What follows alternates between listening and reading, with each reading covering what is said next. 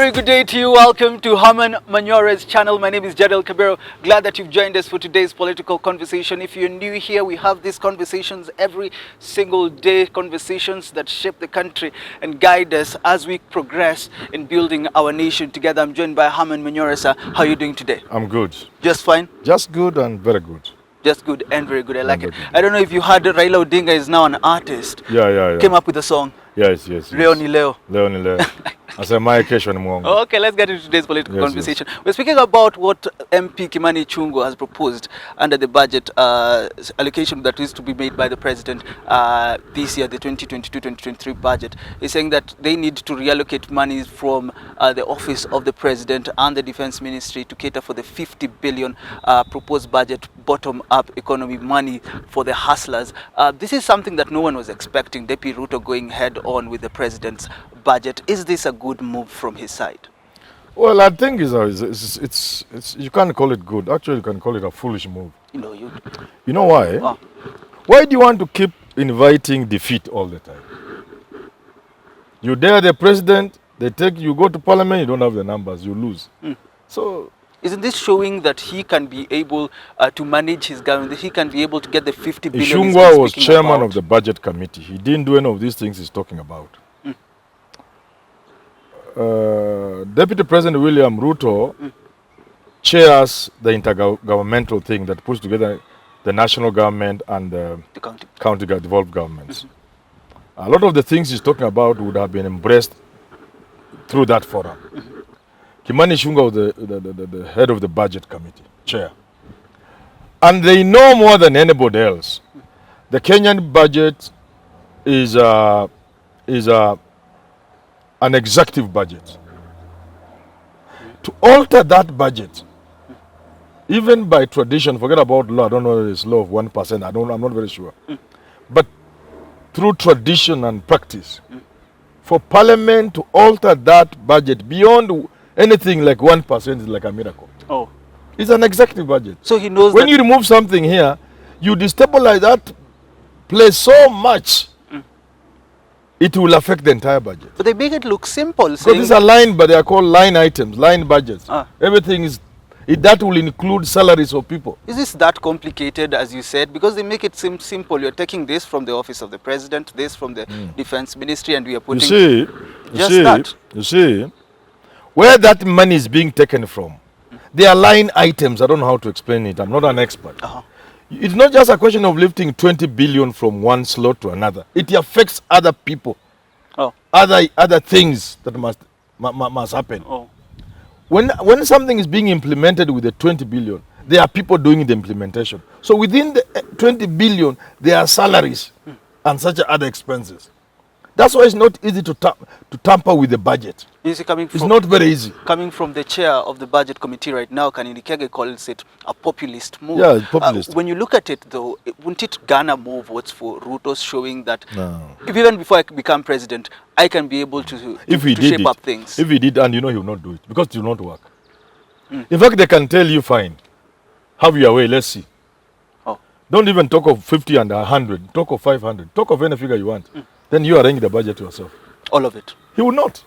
It will crumble because the way it has been engineered, you need to take power, you are Raila Odinga. You need to take power, you are William Ruto. And re-engineer things differently from the word go. Because budget does not start where they are going to parliament. It starts way back in October. September, October, sectoral things. I'm not an expert in that. There are sectorals, what. It's a process that has, this is the conclusion part of it. It's a process that started last year. But let's come back. How do you, at the tail end, think you can make such a fundamental changes to the budget? They know it's not possible. But we're looking at it from a critical perspective, your end. But come back to the Mwananchi though. Mwananchi is being told, we'll get into power in 2023. We'll be the ones that will create this budget allocation for different ministries. And I am telling you right now that this is how I can finance the 50 billion. Won't this sell? Let me tell you this. There is something called modesty and humility in life. Let's say you are a very capable CEO, Jadiel Kabiro. Yes. You are taking over from a very useless CEO, Manyora. And then you land in the company. You tell people this guy was useless, look at, you'll fail. You will say we are going to build on the good things and on what we shall continue. That is modesty and humility. You cannot say you want to start with your budget and you're not president. Humility requires that you just make suggestions. And then you are going to be president in August. What is the hurry? There are even supplementary budgets. The last supplementary budget in total amount is equivalent to the money they are looking for.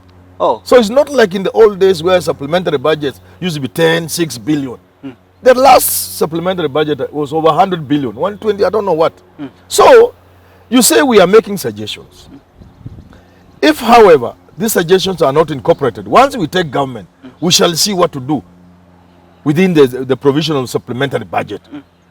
Those things we shall not manage through supplementary budget, we will make sure the next budget, 2023, 2024, when we are firmly in the government, that is modest and humility. Is this a deliberate move then from the DP trying to I'm calling it foolish because it will fail and they know it will fail. Is it trying to disrupt the president's... the more you do that, the more you lose votes from the president's side. Because the president is not just telling people this guy has been fighting me. They can see you doing it. So you are losing. Yeah, because the president is going to say, there are many things that happen behind the scenes. When he goes to Sagana 3, but when he's in Sagana 3 or whatever it is. There are things he's going to say. But don't think I just woke up one day and say Ruto is a bad man. There are many things that we were keeping quiet about because government had to run. But now, it's time for another man to come in. I must tell you what I know so that you choose carefully.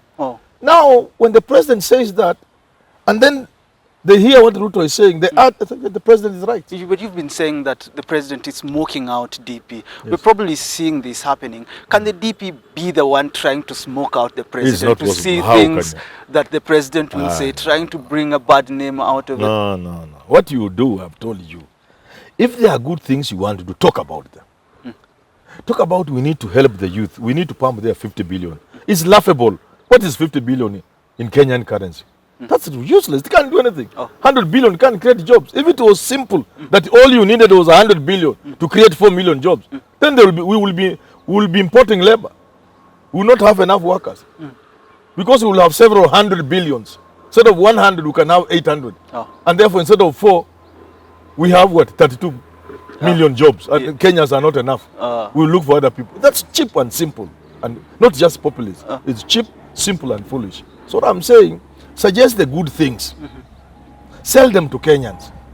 Say we are urging government to try and incorporate this thing in the current budget.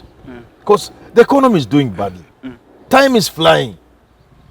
But if they don't, we will try and see what we can do within the provisions of supplementary budget when we take over. And those things we shall not do within that provision of supplementary budget, we will do in our next, which is fully ours. Period. Plain and simple that way. Modesty, humility. You bring more people on your side with humility than bravado. And that's what you think the DP is doing? Yes. Okay. How can you say you are going to disrupt President Uhuru's budget? Tricky thing. Okay, if you have been sending videos, thank you so much. You've been uploading your opinion through the email hermanmanyora22@gmail.com. If you haven't, it's high time you do that. Send us your opinions with regards to the 2022 presidential elections. 2 horses currently, Raila Odinga and Deputy President William Ruto. Please do that at hermanmanyora@gmail.com. Also, I've received report that people are viewing our website, NairobiReview.Africa. If you've been part of the people that find unbiased articles, you'll find them at NairobiReview.Africa. Please go ahead and click that website. Let's continue with this conversation of what the Deputy President has been doing with regards to the budget that the President is supposed, his last budget actually, 2022-2023. They want an increase in revenue to the county governments. Theirs is from 370 billion to 495 billion Kenya shillings. This has been termed as a way of showing that they can be able to increase revenue to the county governments without the use of going through the BBI. This seems like a good move when you look at it. You've been speaking about bonga points when it comes to elections. It is a good bonga point for William Ruto. When a man is sitting in the State House, the power he has to swing things, Ah. carrots and stuff, my friend. You know, and the man is smart. Hey, my friend, he can do many things. That, for example, even if you say you want to fight the budget that Uhuru is bringing, this is Uhuru budget. You know, you are going, without knowing, you'll touch things that were meant for Central. I'm telling you, the budget is cyclic. It's not like this is in isolation. No. You touch this, you touch the way in which they are related. When you remove money here, it might mean, fine, you have succeeded in removing money from here. Then, in order to mitigate this gap, we need to touch another corner of the budget. And they're the same people, and you are fighting against them. They will touch the part that now affects Mount Kenya people.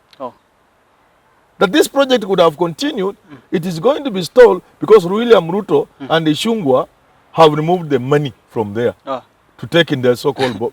you see what I'm saying? How about the revenue allocation to counties, though? That's also a beautiful thing. It's a smart move. That's a smart move. And we've all been saying, let us take more money to the counties. BBI was doing that, but we can do it without BBI. The only thing we shall have to ask government is to ensure there are sufficient structures to ensure that theft of public money in counties is reduced, if not removed also. So Ruto's proposal to have this in the next budget, increase of revenue from 370 to 495 billion. That would be a good idea if it is done. But the question is it as simple as that? You saw how people fought to move from 316, the 320 to 316, around there. How much war was in Senate? You can, if you remember that. You remember that war. Now you are saying you can just fling another 100 billion on top. Sleepless. 100 plus. Because 372, 495. 490. That's 125 billion extra.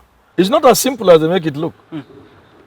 Just an extra 20 billion last time caused Senate sleepless nights. They took like forever fighting. And all the shenanigans that you saw, including arrest of senators and I don't know what, many things happened just because of 20 billion. And now these guys are saying they want to add 125 billion. It's desirable, it's good. But what do you think about it? These are people who are out to fight. But why I'm saying it's actually a foolish move is at the final end, the president has a big say. Because then it's law that must be ascended to by the president. When you look at it, though, from and this... when the president returns, you need 2/3. So from the word go, it's the waste of time. Is this something that the deputy president might be looking at, trying to show the people that I tried to make changes in the government, and it was blocked? It is possible, except I'm saying, and I want to repeat, it's not a good move. You are inviting defeat. You go into war. Every time you lose a war, you lose some of those people who believe in you. Because you have,